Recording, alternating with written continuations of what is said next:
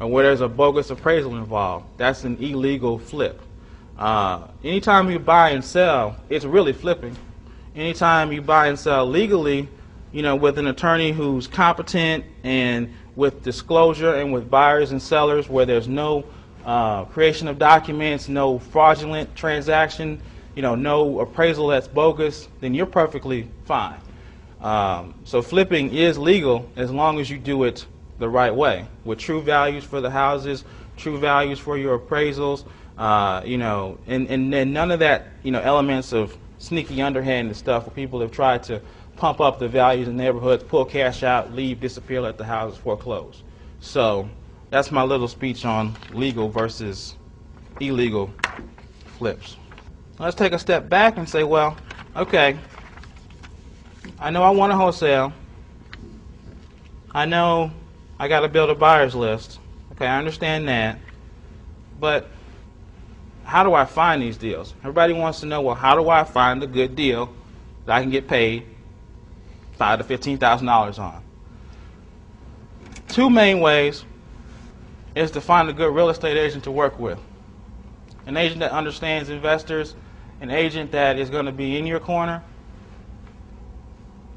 and has a knowledge base of, real estate owned properties, has a knowledge base of dealing with probate sales.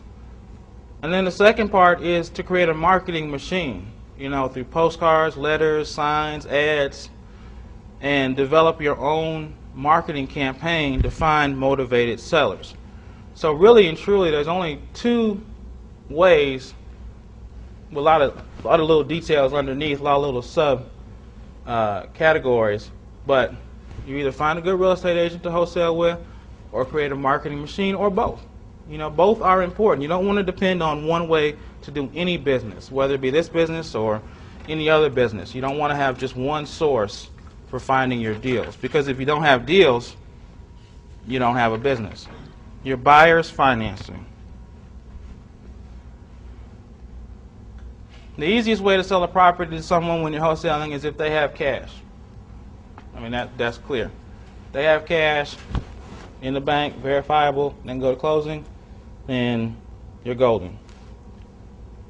Hard money. Hard money lender is also one of your most important assets as a wholesaler. What we've been able to do is basically partner with hard money lenders to develop a relationship, whereas if someone does not have cash, which is going to be the majority of your buyers as a wholesaler, then the hard money lender can step in place of that cash and provide financing for your buyer. They're not going to care how long you've owned the property. They're not going to care if you're doing an assignment fee for the most part. And they're not going to care about anything but what does the buyer look like, what does the property look like. If the buyer is strong enough, credit, cash, income, etc., if the property fits their ratios, then the hard money lender can be your best friend. But make sure that you stay in control of this part of the puzzle, because a lot of wholesalers have deals go down the drain because the lender didn't understand the transaction and because they didn't fund repairs. I mean, a hard money lender, in case you guys don't know, is a lender that's going to fund a buyer's purchase price and their repairs. If you have a deal where the property's selling for $65 and needs $20,000 in work, then you need a hard money lender that's going to fund all of that so that your buyer can get money to fix up the house. A lot of conventional lenders don't understand this. They don't understand the rehab process. So you got to make sure that the lender that you work with understands how rehab properties work, so that you're not sitting around thinking this is going to close, the buyer's got an approval, and then you find out, well, I can't do this deal because the lender doesn't fund repairs. The house needs $10,000 in work, needs carpet, paints, and windows, but hey, I can't do anything with it because I don't lend money on houses that need fix-up. You don't want to find that out the day before closing. That's one of the worst feelings you can have in this business of wholesaling, is when you get all the way through this transaction and then the day before closing you get a call and say, for whatever reason, this deal is not going to close.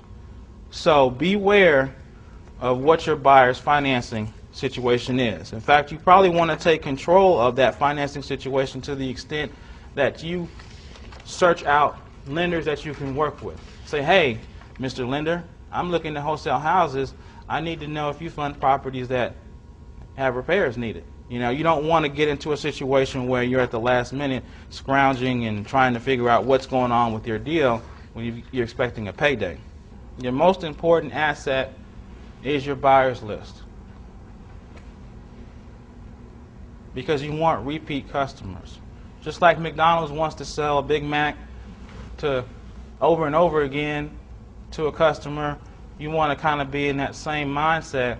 Whereas you want to sell a property to somebody this month, you want to sell them another property 2 months from now, another property 2 months after that, because it's easier to find a house for a buyer than it is to find a buyer for a house.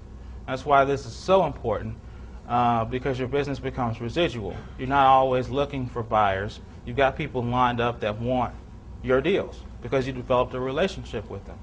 You can work smarter. You can focus on growing your business as opposed to always looking to find someone to buy your next deal. Any other business who has a customer list, say Geico.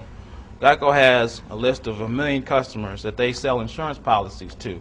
Every time something comes up to renew or they get a new product or something else comes out, they target those people on that list.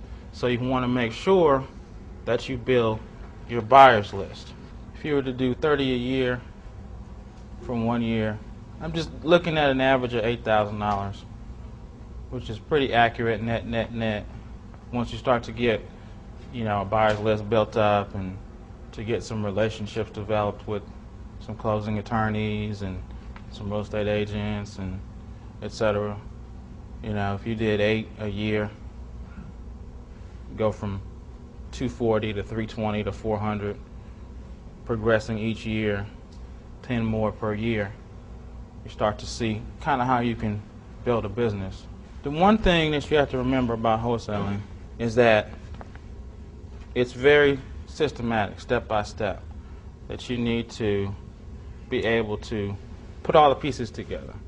And once again, reminder, you're dealing with properties on average that need some fix-up.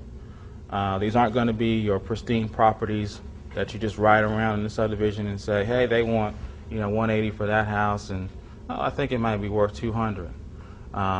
Because what you're looking to pass on is a good deal to your investor. You're looking to sell a house to an investor where that investor will turn around and be grateful that you sold them the house. It doesn't matter if you made $1 or $1 million on that house, because the deal made sense to them. And you need to make sure to keep the mindset of, I've got to deliver a good deal to an investor, which means I've got to give them a deal that has a lot of equity in it. So you're not trying to make $1 million on each deal. You're not really trying to make a whole bunch on each deal. You're just trying to do volume and be in a business where the profits are consistent, because that end buyer is going to need enough equity, enough spread to either turn around and rent that property or turn around and retail that property. So you got to make sure that you keep that in mind when you're looking for your deals, because if the deal doesn't make sense to the end investor, then it doesn't, you're going to have, if you sell a deal where you say, hey, well, I made $20,000 on that deal, but the investor ended up upside down, and besides the fact that, that's kind of, an unethical type deal, but it's also a customer that you've lost. If that person can't make any money on it, they're not going to come back to you. And that's happened to a lot of wholesalers in this town who shall remain nameless. So just keep that in mind. Like in any business, your customer is king. Customer, customer, customer. And in this business, it just happens to be an end investor. Now I want to talk about retailing. Retailing is also dealing with a fixer-upper property, where you find a fixer-upper, you fix it up, and then you resell it to an owner-occupant. It's the other side of the rehabbing coin, where you actually take this property all the way and to the point of completion.